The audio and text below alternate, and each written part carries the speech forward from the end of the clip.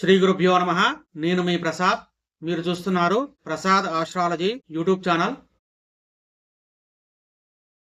ఈ వీడియోలో మనం లఘు బ్రహ్మయామలము అనే గ్రంథము నుండి ఈ జన్మనామాలు అంటే అశ్వన్యాది 27 నక్షత్రాలకు కల పేర్లు మనం ఈ వీడియోలో చూద్దాం. ఇది మామూలుగా ఈ గ్రంథంలో పార్వతీదేవికి పరమేశ్వరుడు చెప్పినట్టుగా మనకు దీంట్లో వివరణ ఉంది. కాకపోతే ఈ రోజుల్లో ఈ పేర్లు ఎవరు కూడా పెట్టుకోవట్లేదు. ఎందుకంటే వినడానికి చాలా ఫన్నీగా కొన్ని ఎబ్బెట్టుగా కూడా ఉంటాయి. ఈ రోజుల్లో మనం ఈ పేర్లు ఎవరు పిలవలేము. కాబట్టి ఈ పేర్లు కేవలం ఒక అవగాహన కోసం మాత్రమే ఈ పేర్లు ఇక్కడ చెప్తున్నా అన్నమాట. ఇది ఎవరిని కూడా కించపరిచే విషయం కాదని భావిస్తూ ఈ పేర్లు మీకు ఏమేం పేర్లు వచ్చాయనేది చెప్తున్నా అన్నమాట. ప్రతి అక్షరానికి కేవలం 2 పేర్లు మాత్రమే వీళ్ళు సూచించారు. అది మీరు గమనించగలరని మనవి. ఇక మొట్టమొదటి నక్షత్రము అశ్వని నక్షత్రము. ఈ అశ్వని నక్షత్రానికి 4 పాదాల్లో చూ చే చోల అశ్వని. అందున మొదటి అక్షరానికి గల చూ అనే అక్షరానికి చుక్క చుక్కయ్య అనే పేర్లు ఉన్నాయన్నమాట. తర్వాత చే అనే అక్షరానికి చేను చెంగల్వ అనే పేర్లు ఉన్నాయి. ఇక తర్వాత చో అనే అక్షరానికి చోర చోభ అనే పేర్లు ఉన్నాయి. లా అనే అక్షరానికి లల్లా లక్ష అనే పేర్లు ఉన్నాయన్నమాట. ఇవి అశ్విని నక్షత్రానికి గల సూచించిన పేర్లు. తర్వాత వచ్చే నక్షత్రం భరణి నక్షత్రం. మనందరికీ తెలిసిందే లీ లు లేలో భరణి. ఇవి 4 పాదాలకు 4 అక్షరాలు. ఇక లీ అనే అక్షరానికి లింగము లీఢం అనే పేర్లు ఉన్నాయన్నమాట. లు అనే అక్షరానికి లుంగం లుంటకం అనే పేర్లు. అదే లే అనే అక్షరానికి లేఖక లేఖి అనే పేర్లు ఉన్నాయి. ఇక లో అనే అక్షరానికి లోకహ లోలకహ అనే పేర్లు ఇచ్చారనమాట. ఇవి భరణి నక్షత్రం పేర్లు. తర్వాత కృత్తికా నక్షత్రము. ఈ కృత్తికా నక్షత్రానికి ఆ ఈ ఊ ఏ అనే అక్షరాలు ఉన్నాయి. ఆ అనే అక్షరానికి అంగదుడు అక్రూరుడు అనే పేర్లు.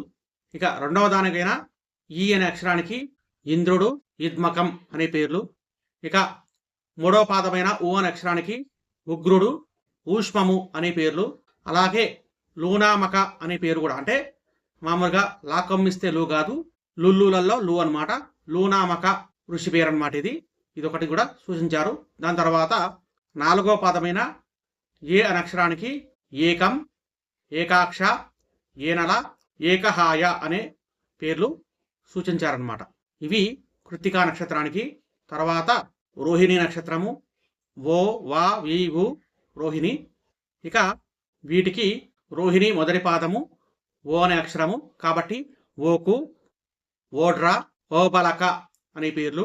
అదే వా అనే అక్షరానికి వసు వాసుకి. ఇక వి అనే అక్షరానికి విష్ణు వీర. అలాగే ఊ అనే అక్షరానికి ఉల్లడ అనే పేర్లు ఇచ్చారనమాట. ఇక మృగశిర నక్షత్రము.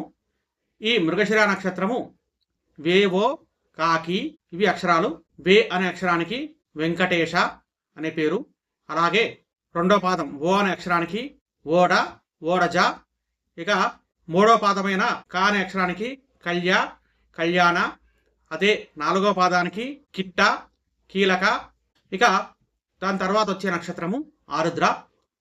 ఈ ఆరుద్ర నక్షత్రానికి కూకం గాచ్చ ఆరుద్ర అన్నమాట. కాబట్టి మొదటి అక్షరమైన కు అనే అక్షరానికి కుబ్జ కృపణ. అదే రెండవ పాదానికి ఒత్తుకా కాబట్టి ఖర ఖడ్గ. దాని తర్వాత మూడవ పాదమైన జ్ఞాన జ్ఞాత.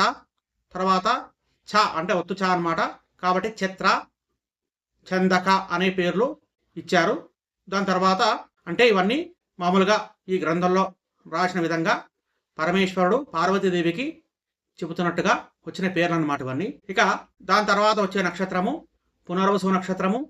దీనికి కేకో ఆహి పునర్వసు. ఇక మొదటి పాదానికి కేశవ కేశి అని, ఎందుకంటే కే అనే అక్షరం కాబట్టి కేశవ కేశి. తర్వాత కో అనే అక్షరానికి కోట కోటర. దాని తర్వాత హ అనే అక్షరానికి హయ హార. దాని తర్వాత హి అనే అక్షరానికి హిమ హీరక అనే పేర్లు చెప్పాడనమాట. దాని తర్వాత పుష్యమి నక్షత్రము. ఈ పుష్యమి నక్షత్రము హూ హే హోడా అనే పుష్యమి 4 పాదాలు. కాబట్టి మొదటి పాదానికి హూ అనే అక్షరానికి హుంకృతి హుక్క అనే పేర్లు, రెండవ పాదానికి హేమ హేతుక, ఇక మూడవ పాదానికి హోరా హోతా అనే పేర్లు, ఇక నాలుగవ పాదానికి డమ ఢక్క అనే పేర్లు పార్వతీదేవికి పరమేశ్వరుడు చెప్పిన పేర్లు అనమాట. తర్వాత ఆశ్లేష నక్షత్రము. ఈ ఆశ్లేష నక్షత్రము డీడు డేడో ఆశ్లేష.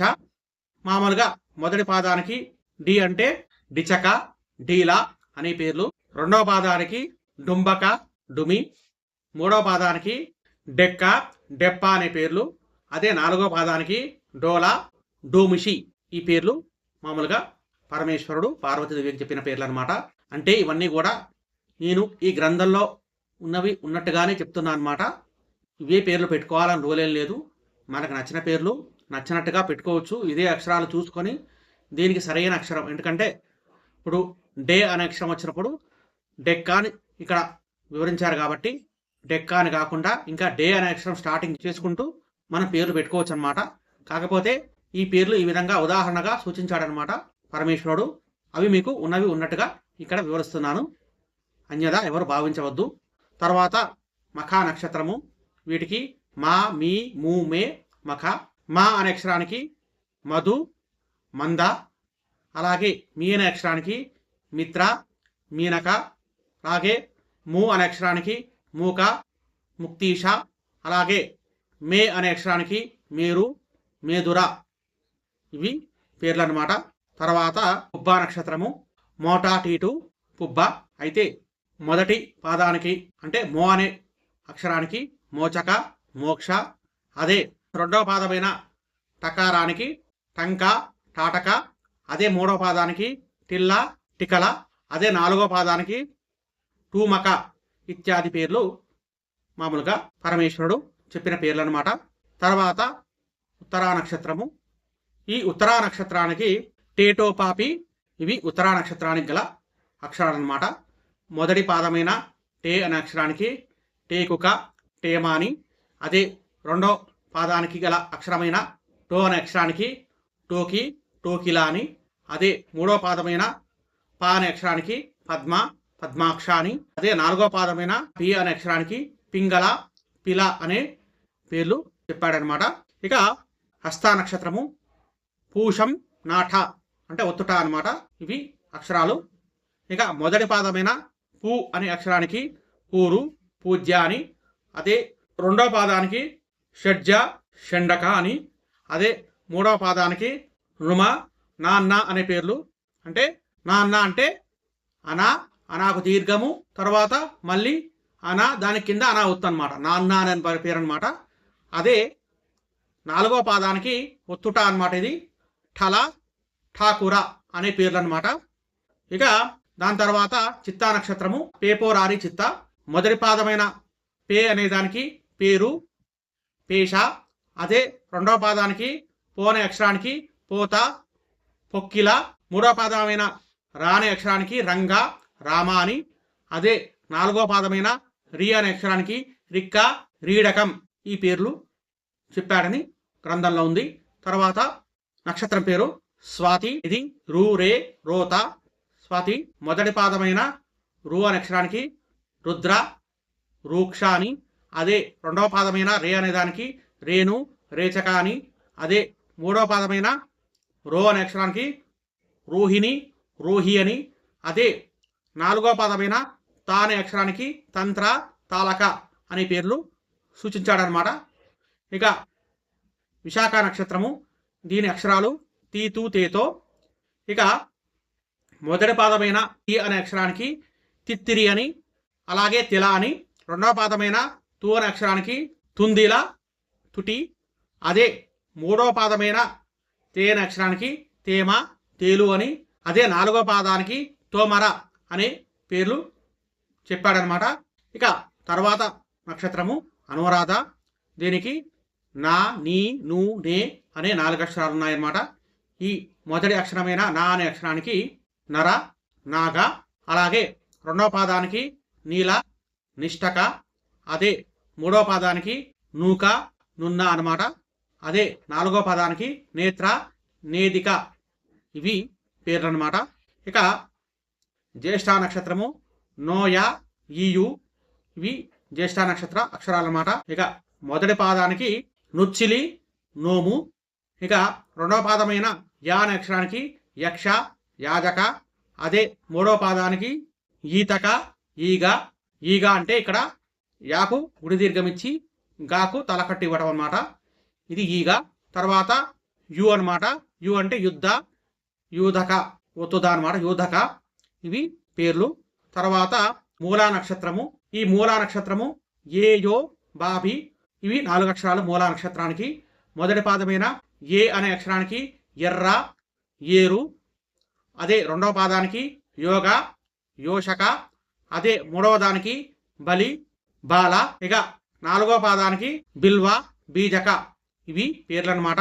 దాని తర్వాత పూర్వాషాఢ నక్షత్రము బూద, బాడ. ఇవి పూర్వాషాఢ నక్షత్రం అక్షరాలు అనమాట. ఇక మొదటి పాదమైన భూ అనే అక్షరానికి బుధ, బుద్ధ. అదే రెండవ దానికి ధర్మ, దానవ. అదే మూడవ దానికి భాను, భూప. ఇక నాలుగో పాదమైన ఒత్తుటాకి డక్క, డాకల, ఇవన్నమాట. తర్వాత ఉత్తరాషాఢ నక్షత్రము బేబో, జాజి.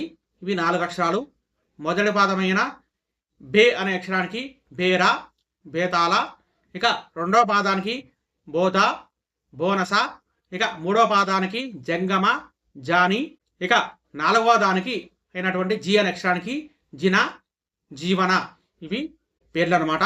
ఇక తర్వాత శ్రవణ నక్షత్రము జూజే, జోఖా. ఇవి శ్రవణ నక్షత్రానికి అక్షరాలు అనమాట. ఇక మొదటి అక్షరమైన జూ అనే అక్షరానికి జుంగ, అలాగే జుష్ట. ఇక రెండవ దానికి జేతృ, జైనక. ఇక మూడవ దానికి జోటి, జొన్నయ్య. నాలుగవ పాదానికి ఖంజ, కర్పట. ఇవి పేర్లు అనమాట. దాని తర్వాత ధనిష్ట నక్షత్రము. దాని అక్షరాలు గాగి, గూగే, ధనిష్ట. ఇక మొదటి అక్షరమైన గా అనే అక్షరానికి గణ, గాన. అలాగే గీ అనే అక్షరానికి గిర, గీత. మూడవ దానికి గూబ, గోరంగి. అదే నాలుగవ పాదానికి గేహ, గేందక. ఇవి పేర్లు అనమాట. తర్వాత నక్షత్రము శతభిష నక్షత్రము గోస, శీసు. ఇవి అక్షరాలు. అందులో మొదటి పాదానికి అయినటువంటి గో అనే అక్షరానికి గోపతి, గోప. అదే రెండవ పాదమైన సా అనే అక్షరానికి సర, సాంబ. మూడవ పాదానికి సి అయిన సింహ, సిద్ధ. నాలుగవ పాదమైన సు అనే దానికి సుర, సుందర. ఇవి పేర్లు అనమాట. దాని తర్వాత పూర్వభాద్ర నక్షత్రము. ఇది శేషో, దాది, పూర్వభాద్ర. ఇక మొదటి పాదమైన సే అనే అక్షరానికి సేవ, సేద్య. రెండవ పాదానికి సోమ, సోమప. అదే మూడవ పాదానికి దక్ష, దాక్షిణ్య. నాలుగవ పాదమైన దానికి దీక్ష, దీవన. ఇవి ఈ పేర్లు అనమాట. దాని తర్వాత ఉత్తరాభాద్ర నక్షత్రము దుంశం, జాద, ఉత్తరాభాద్ర నక్షత్ర అక్షరాలు. ఇక మొదటి పాదమైన దు అనే అక్షరానికి దుర్గా, దూర్వ. అదే రెండవ పాదానికి శంభు, శంకర. అదే మూడవ పాదానికి జష, ఝాట అంటే ఒత్తుజ అనమాట.